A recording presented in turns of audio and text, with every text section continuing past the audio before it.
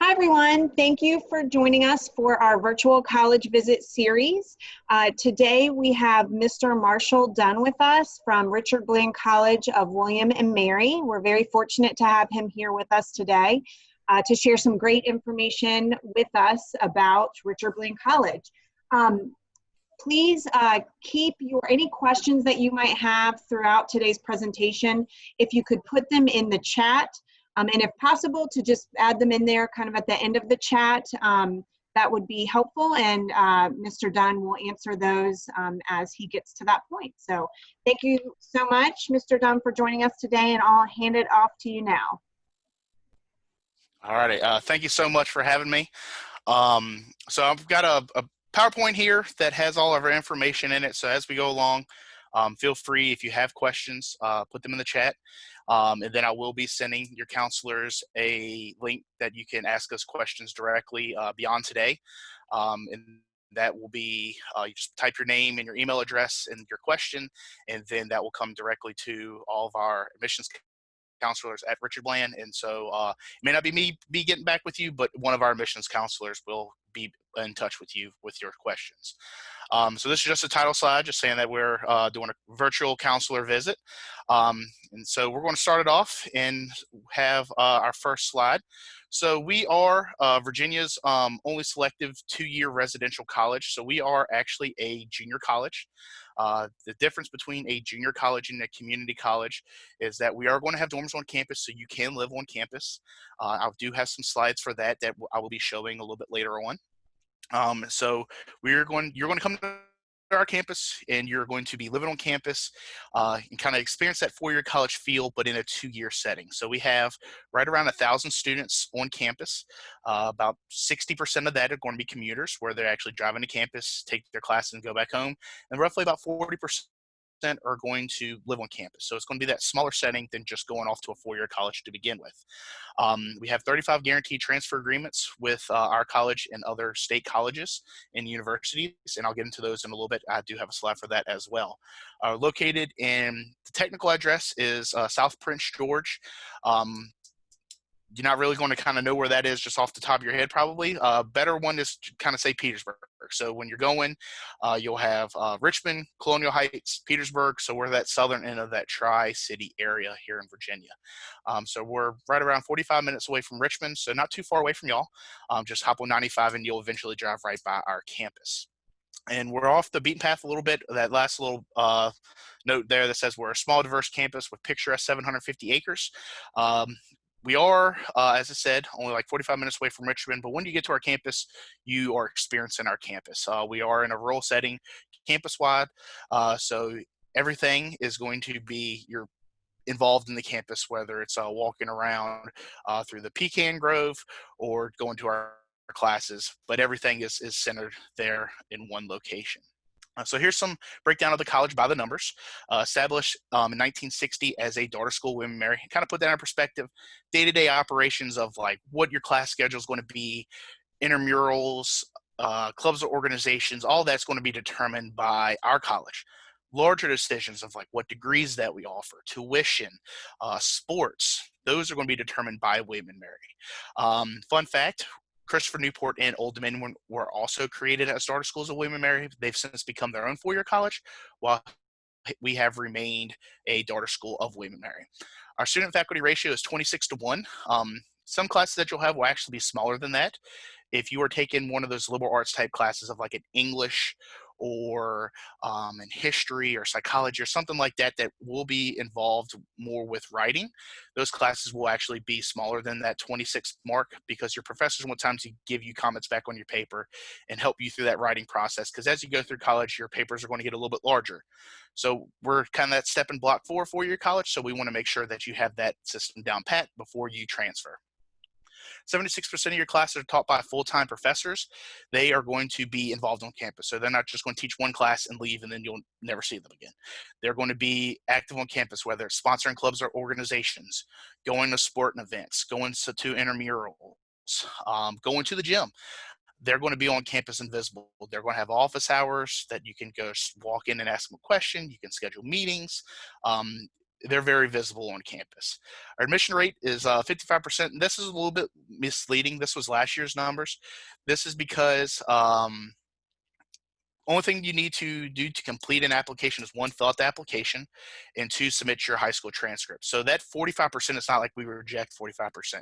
That 45% may not have submitted any additional documents, like a transcript or anything like that to complete. So of the number that applied to campus, 55 of those were admitted, so they actually completed that whole process. And then you see some other numbers about all the people located on campus. 32% of our college is made up of first-generation students. 61% of your classes actually will have less than 20 students, so that 26-to-1 faculty ratio I was just talking about. 61% are smaller than that.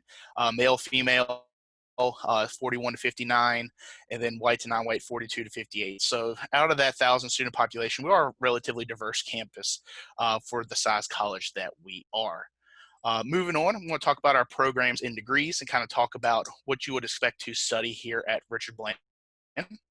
So as I was saying earlier, you have the opportunity to get an associate's degree from us. So that's going to be your first 2-year gen ed type classes.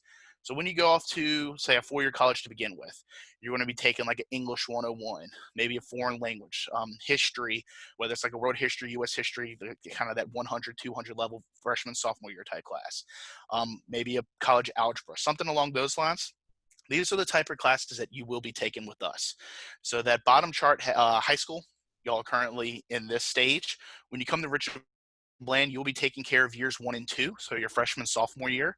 And then you're going to get that associate's degree from us, and then you're going to transfer to a college or university of your choice by our transfer agreements and do years 3 and 4, your junior and senior year, and then get your bachelor's degree. From the list, we have our Associates of Science degrees kind of broken down a little bit more specifically than our Associates of Arts. Associates of Arts, we just have that one generalized Associates of Arts degree, because no matter if you're going to do whether it's going to be like a history degree or psychology or pursue teaching, those first 2 years you're going to be taking care of your gen eds. So that's why it's just broken down to one. Now science is going to be a little bit different, because someone that wants to be an engineer are going to take different classes than someone that's interested in nursing, or that's someone that's interested in mathematics. So those are broken down a little bit more to kind of fit the needs of students that want to do specific career paths. So we have that Associates of Science of Behavioral Science, Business Administration, Math and Computer Science, Life Science, Clinical Lab Sciences, and Physical Sciences. So you can kind of pick and choose which one that you want to specifically fit what you need. Now, how do you figure all this out? You will have a learner mentor. They are going to be your academic advisor. So a lot like your school counselors right now, you'll have this position on campus. So we don't just hand you that course catalog and say, good luck figuring out all your classes and class schedules. Hopefully you graduate in 2 years by meeting all those requirements. You're going to have someone with that process. And I do have a slide on them that I will be showing in a little bit. Moving on to our transfer agreements. As I said, we have 35 guaranteed transfer agreements from our college to other colleges here in Virginia. Now, what's nice about the guaranteed transfer agreements is that each one of them has a specific GPA and then prerequisite classes that students have to take. If students meet that GPA requirement in those prerequisite classes, when they apply to that school, once they get their associate's degree, so they finish the 2 years with us, they are automatically accepted and they transfer with junior status. So you're still in that timeline of doing 4 years at a bachelor to get a bachelor's. It's just your first 2 years you're with us, and then you continue to that 4-year college. So we're not adding a 5th year, 6th year, or anything like that in that transfer process that sometimes happens going from school to school. Our transfer agreements are set up for that guaranteed transfer agreement. So if you get on our website, rbc.edu, we do have a master list where you can find all the transfer agreements that we have and go through them and read them with yourself. The ones that I have listed here on the screen are just kind of like our top transfer destinations. So obviously William & Mary is one of our top destinations to transfer to. And then we also have a co-enrollment program with this one. So while students are on our campus after their first semester and they maintain, I believe it's a 3.5 GPA, they can sign up to take a class and get credits at Richard Bland, but they're taking a William & Mary class. So some semesters we bring that William & Mary professor to our campus to teach a class. Other semesters we actually send the students to William & Mary to take that class. And usually those are like Tuesday, Thursdays, afternoons, where your class schedule is going to be a little bit lighter than on a Monday, Wednesday, or Friday. Other ones kind of rounding out the top 10, we have transfer agreements with VCU, George Mason, Virginia Tech, UVA, Longwood, JMU, ODU, Virginia State. Shenandoah is becoming a more popular one because we do have a specific transfer agreement with their nursing school. So students that are interested in nursing choose there because they get directly into their nursing program. Norfolk State and Christopher Newport. Now, if you don't see the school that you are interested in, as long as it's not VMI, all of the public institutions in Virginia, we do have transfer agreements with. Our first 2 years are going to be different than your first 2 years at VMI. So unfortunately, we cannot transfer students in there. Then also we have transfer agreements with a lot of public institutions, private institutions as well. So you can kind of transfer anywhere in Virginia that you want to go depending on that GPA in your prerequisite classes. Now, if you are interested in transferring out of state, we do send students out of state, but we do not have that guaranteed transfer agreements with them. So you would have to specifically work with that college that you're interested in to make sure that you meet those requirements in order to transfer. But you do have these learner mentors on our campus to help you out. So as I was saying, they're going to be kind of like your school counselors, but on a college level. So every student has a learner mentor assigned to them, and their job as a professional staff member of the college is to help them create their class schedules, whether it's adding a course or dropping a course. If students need help with tutoring, we do offer tutoring in pretty much every subject. Some of them are going to be professor-led, like your math and science classes. Other ones are going to be peer-led, more like your liberal arts type classes with the English and the history. And we also have Writing Center, which is essentially a tutoring place for writing papers. They're going to be your one-stop shop for anything kind of academics on campus. So they're going to help you from before day one, when you said that you're coming to Richard Bland, all throughout your 2 years with us, and then looking forward to that transfer agreement. So if you're not sure where you want to transfer to, that's fine. They're going to help you throughout that process. If you do know where you want to go to, that's great. They will make sure that you meet all those requirements. So they're going to create a success plan with you. So essentially you're checking off all the requirements. So when you get to that end of that second year, you meet every single requirement, and then you transfer to that 4-year school that you have been planning on for 2 years. They're going to help you out with that. They are located in the library, so kind of a central spot on campus, and you'll probably walk by their office multiple times a day. Speaking of campus, talk about that 4-year field that we have on our campus. As I said, we have 750 acres, which seems like a lot, but everything is kind of within a 10-minute walk of each other. So you don't have to worry about catching a bus or anything, getting an Uber to classes. Everything is right here on campus. Parking is free, no matter if you're a commuter or residential student. First year, second year, doesn't matter. The campus police will create a list of all the cars on campus by giving you a parking pass. So when you come to campus, that first week or two, you will get a parking pass by having your license and registration, so they know who they're giving parking passes to. So to kind of break down the buildings that we have on campus, buildings 1 and 2 all are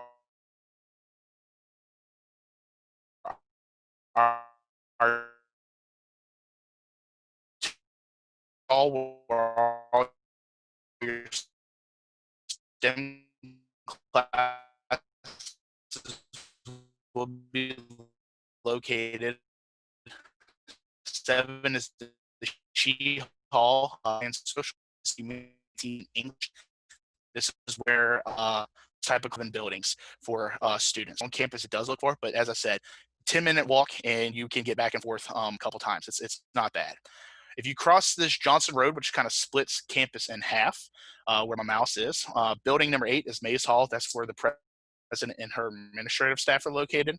Number 9 is Commerce Hall. That used to be a classroom building, but has been created into more of a traditional style dorm setting. And again, I'll get into that when I get to the residence life page.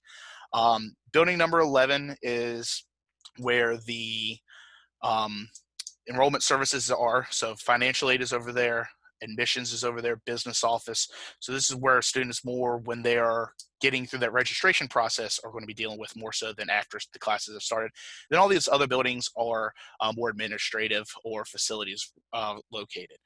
So as I said, buildings 1 through 7 are going to be for students daily, and then kind of 8 through 18 are more administrative professional buildings that students really don't go into on a daily basis. Our 2 residential halls that are apartments or Patriot and Freedom Hall, and they're essentially the same building. The only difference is that the Residence Life office is located in Freedom Hall, but you're going to have full apartments over here, and they're going to be full bathrooms, full laundry, full kitchens, all that type of stuff. So we do have, and I'm going to, hopefully this will work, take you through a picture tour of the buildings. It's still loading right now. Yep. Okay. All righty. So these are our dorms. I don't want to try to click it again because it's apparently doesn't want to cooperate today. But these pictures are on our website, rbc.edu, under the residential living page, full apartments. So just click through and check them out. They do have a full kitchen in them that has a dishwasher, stove, garbage disposal, refrigerator, microwave, all that's in there. You do have 2 full bathrooms in the apartment. So it has the full bathroom that has the shower, toilet, sink, and then there's a vanity on the outside. Full laundry room that has a washer and dryer, hot water heater. The only difference is just the amount of people that are in the apartments. So it could be apartments of 4, apartments of 6, or apartments of 8. I do apologize that the pictures don't want to seem to cooperate today, but we do have a picture tour that you can just click through and go through yourself, or a video tour on there as well. About 85% of our students will actually live in those. Commerce Hall, I guess we don't have pictures of that yet. So we are, Commerce Hall is a traditional style dorm setting option that is going to be where you have to actually physically leave your room to go to the bathroom. You will have to physically leave your room to go wash laundry. So it's just going to be more of like what you would expect as a freshman at a 4-year dorms, where these are full apartments that you will have kind of junior and senior year at a 4-year campus. We do have sports. Unfortunately, this year due to COVID, we do not have sports. We will be starting those up next year. So we have 3 women's sports. We have softball, soccer, and volleyball, and then 2 men's sports, basketball and soccer. These sports compete against other colleges. So most of our colleges in our conference are going to be North and South Carolina. That's going to be Region 10. These are going to be intercollegiate sports, so we will have these teams are recruited by the coaches, scholarships, that type of thing.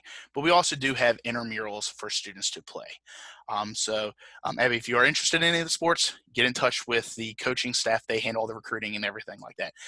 If you don't want to play any sports, that's fine. We can move on from this slide. So we do have clubs and organizations on campus. These are going to be student-led. So we are going to have what students are interested in. We do have a list on our website, rbc.edu. As to whether it's up to date or not is a question, because we only have students for 2 years. So a club that we've had for 2 years may not have come back this past fall because all the students graduated that were in the club. So I'll go more into the process of how to start a club. You only need 2 students. So yourself and a friend to be the president treasurer of the club, and then a faculty member sign off for. We do have a office on campus that is the Center for Student Engagement that will help students not only sign the paperwork needed, but have interest meetings for that. So they will help students get involved. Now, as I said, these are proactive. If you don't see anything that you're interested in, if it's not there, if it's not created or whatever, go meet with that office. They will help you out. So we have interest groups, we have academic groups, we have honors, all this stuff that you can get involved with on campus. Student assembly as well. So we do have our own student government. They will hold elections, and then the picture on the screen right here was our student government last year that these guys were in charge of, like bringing different speakers to campus, all that stuff. And then intramurals is also going to be student led as well. So whatever students are interested in, they can start and will request to start. And then if there's enough people, they will have like little miniature seasons throughout the semester. So clubs and organizations and intramurals, whatever students are kind of interested in, we are open to bringing to campus. Moving on, talk about financial aid scholarships. So how much do you expect to pay? How do you save money? All that type of stuff here at Richard Bland. So this is going to be a very basic breakdown of our cost for attending. So I'm going to talk about the in-state one here up at the top. So it has a broken down as $8,100 for tuition and fees, room and board a little bit over $10,000 for a grand total of a little bit over $18,000. This is what I call a sticker price. So this is what you would expect to pay. Zero financial aid, zero FAFSA, zero anything. I don't know of any students on campus that come that do not have anything to help them pay for it. This is going to be the absolute most, you could say. Now, tuition and fees is going to be broken down into how many credit hours you take in and multiply that by our tuition. Our tuition is right at, I want to say this year it's $276 per credit hour. Now, we do have a full chart on our website, rbc.edu, so you can see the difference between how much is 13 credit hours versus 16 versus 17. All that is broken down. Room and board is kind of an average of what apartment that you're going to be in and what meal plan. We have 7 different meal plans to choose from, ranging from a breakdown of block, which is going to be a certain amount for the semester, and then a weekly, a certain amount per week. And then are you going to be in a 4-person dorm? Are you going to be in a 6-person or 8-person? All those broke down on our website where you can kind of see and mess around with that number. And that's just kind of what they say, that 10,039 right there is what they say if you have kind of a middle of the road choice. Now, how do you save money? Our largest scholarship opportunity that we have on campus is our Statesman Scholar. Now, this one is going to be applied to the most students. It's not a separate application or anything like that. The way this one works is that you will have applied to the college, and then we will receive your transcript. Our admissions office will then, on your application, have your transcript marked for your GPA. Then when you apply for FAFSA, that information gets sent directly to our financial aid office. That number comes with the estimated family contribution. So that's what that EFC stands for, estimated family contribution. They will then pair what your EFC is with your GPA, and then it corresponds with a certain amount of percentages that is then paid. This will cover your out-of-pocket expenses. The big 3 for your out-of-pocket expenses are going to be your tuition, so how much are you paying per credit hour, your dorm room, so what type of apartment that you are living in, and your meal plan. Those are the big 3. If students are commuters, the big one is going to be tuition because they won't have an apartment on campus or a meal plan. So tier 1 is this 3.0 to 3.49, and as you see, the percentages are 20, 30, and 50% to correspond with a certain amount of estimated family contribution determined by FAFSA. If you have a 3.5 and higher, those numbers percentages get bumped up to 30, 50, 80%.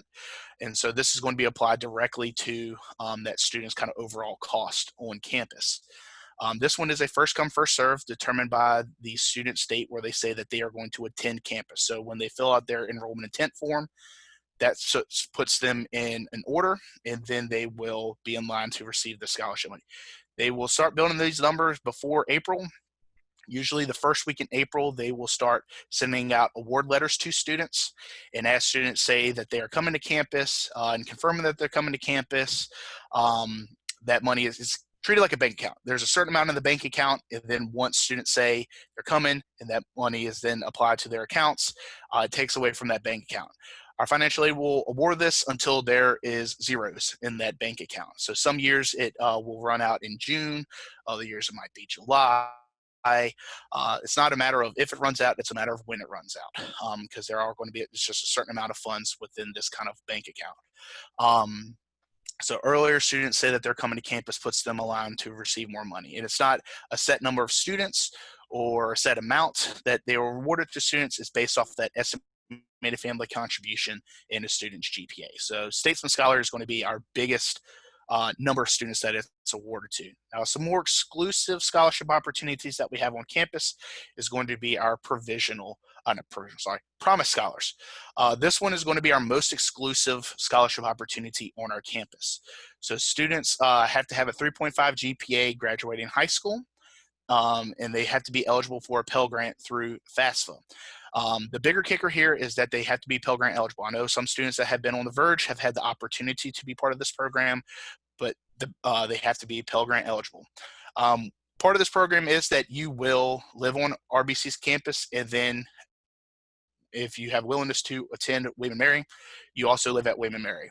So this is going to save students in the Promise program a lot of money because they are going to get that William & Mary degree by paying less than 20% of what it would actually cost to get that William & Mary degree.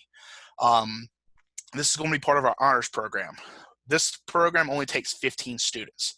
Now our honors program, and I don't have a specific slide on that one, this one doesn't have that Pell Grant eligibility that Promise does. The way this one works is that students that have at least a 3.5 GPA, they will fill out an application for this program, and if they're accepted, then they will do what the honors program does. So they have like community service hours, different events that they are required to attend throughout the semester. So Promise Scholars has 15 that it only accepts out of each incoming class in returning class, so 30 total.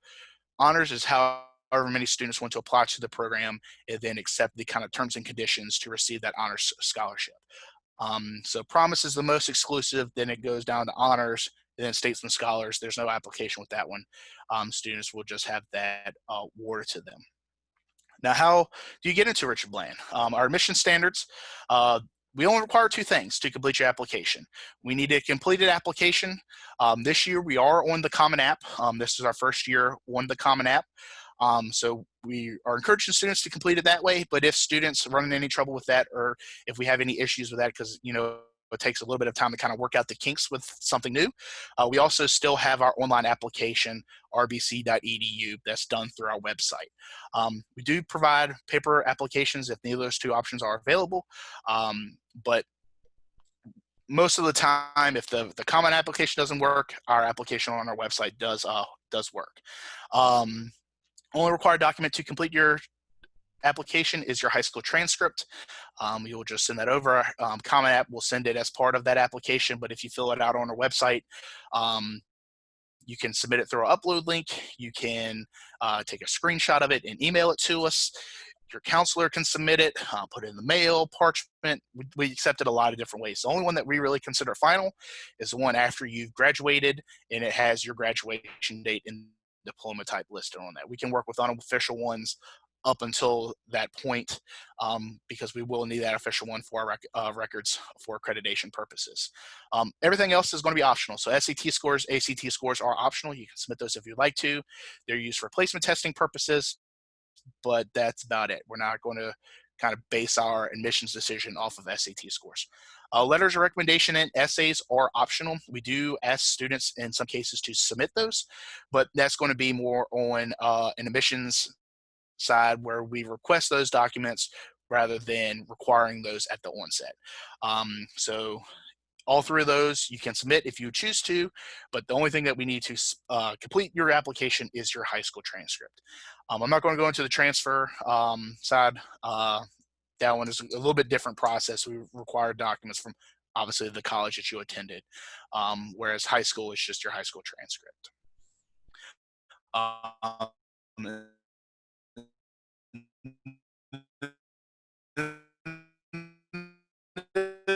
This is our social media. It's a different process for free application weeks.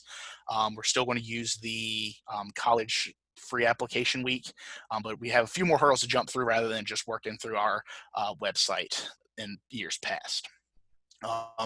Any questions or anything like that? That was all the information that I have through the PowerPoint.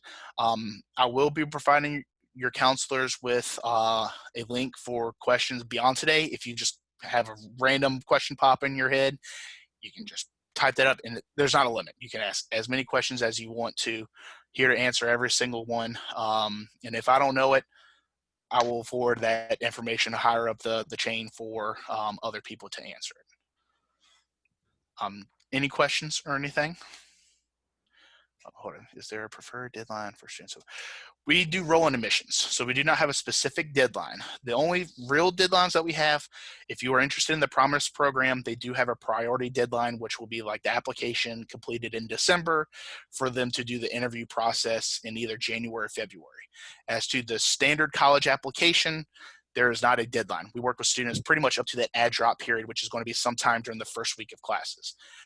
But that might affect getting Statesman Scholar, honors, Promise Scholars, that type of thing. So it's better to do it earlier, but if you want to wait a little bit, that's fine as well. We do not have a specific deadline. Great question. Any other questions?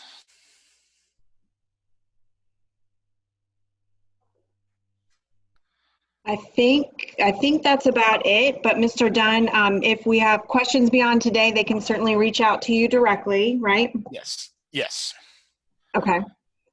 And I know that we had a few students join us towards the end of today's meeting. And so for those of you that did join us a little bit later, I just wanted to let you know that we will be sending out the link to this presentation from today, along with the actual presentation itself, this video again, and then contact information for Mr. Dunn or representatives within his office so that you could reach out to them with questions. So just want to let you all know that. Mr. Dunn, thank you so much. I will say, you know, this is very helpful information for certainly students, parents, but also even as school counselors.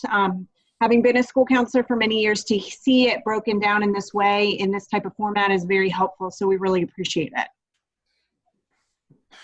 Thanks again for having me. Sorry we had a little bit of hiccup there with the pictures of the dorms. I will put that link in an email to y'all as well. So you can kind of go through it, and you can choose if you want to look at the pictures or see the video in there. But thanks for having me. Wish you could be in person, but I guess this is the second best thing that we can have right now. That's right. Well, thanks for your time. Thank you, everybody, for joining us today, and we will be keeping in touch. Have a great day, everyone. Bye-bye. Thank you. You too. Bye. Thank you.